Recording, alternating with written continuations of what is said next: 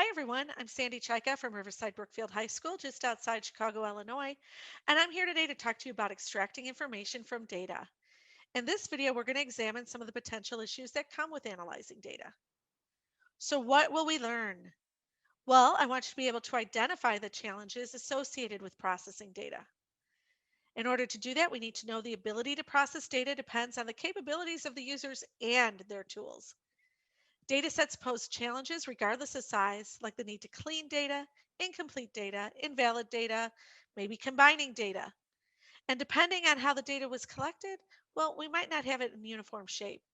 We may need to clean the data to make the data uniform without changing their meaning. And the problems of bias are often created by the type or source of data being collected. Unfortunately, just getting more data does not fix this.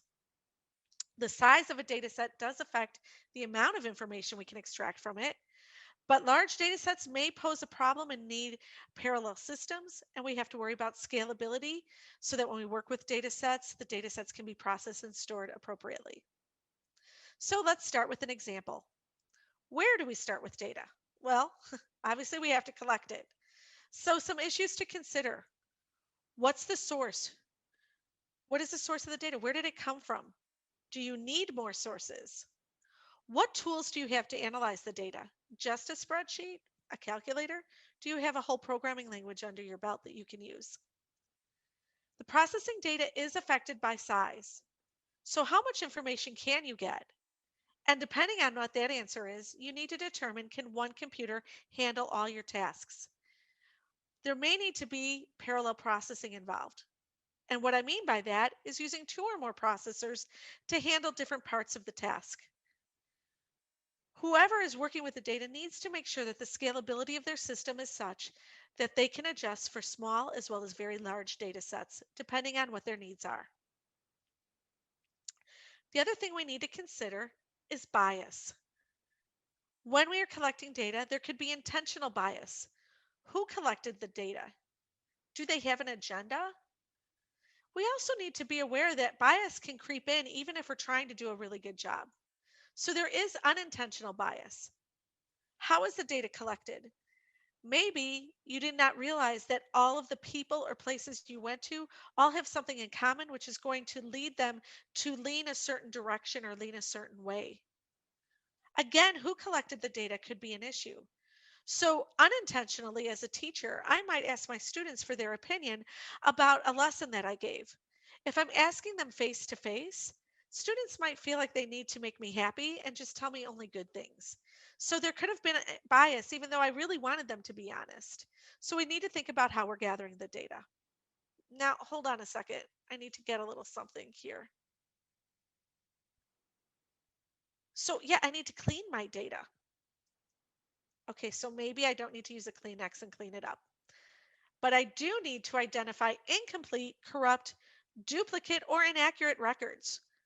I may need to replace, modify, or delete the dirty data, but I do need to be careful.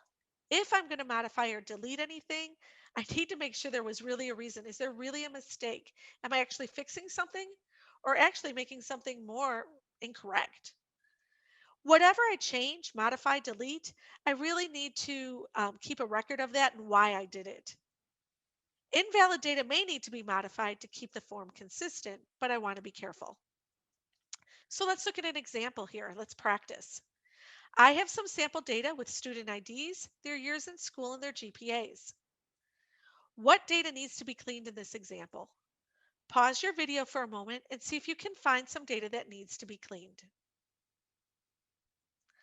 Okay, I hope you came back and actually looked at it. So here's some things that I found. I could see that there was a missing data point here. I have a student ID that's missing.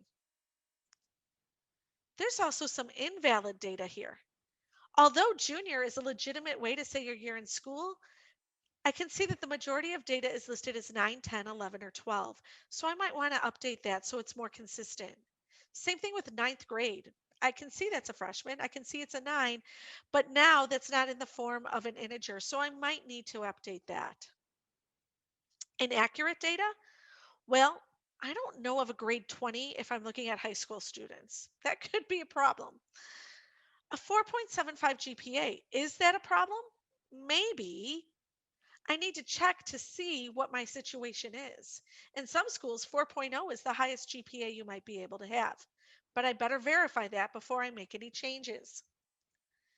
So, what data needs to be cleaned? I've cleaned up the data and I highlighted it in red. Some decisions were made pretty easily, others had to take some research. So, for instance, I had to research to find that student ID number. These were pretty easy, but I did need to double check that that 20 was really a 12. I wasn't really sure what had happened there. And it turned out when I did my research that students can get higher weighting for certain classes, like AP classes at the school I was doing my research. So a 4.75 was a correct GPA. So that's why you don't want to jump to conclusions when you clean your data. Now, when you look at data from outside sources, you might need to ask questions about what type of data cleaning was done and how decisions were made to make sure they did not introduce either intentionally or unintentionally any bias. So, what should you take away here? Well, hopefully, you can identify challenges associated with processing data. The ability to process data depends on the capabilities of the user and their tools. Even if we have no problem with size, we might need to clean the data, fixing incomplete, invalid data, or combining data sources. If it was collected in a different way, we might have to make sure that the data is uniform. And cleaning allows us to update the data without changing their meaning. Bias can creep in, and just eliminating the bias cannot happen by only collecting more data. The size of data affects the amount of information we can extract, but large data sets are difficult to process and we require parallel systems. So we need to be aware of the scalability of our systems so we can actually process and store data appropriately. Thank you for watching this video. I hope you'll come back and watch more of the CS Principles videos. In the meantime, go out and have some fun with CS.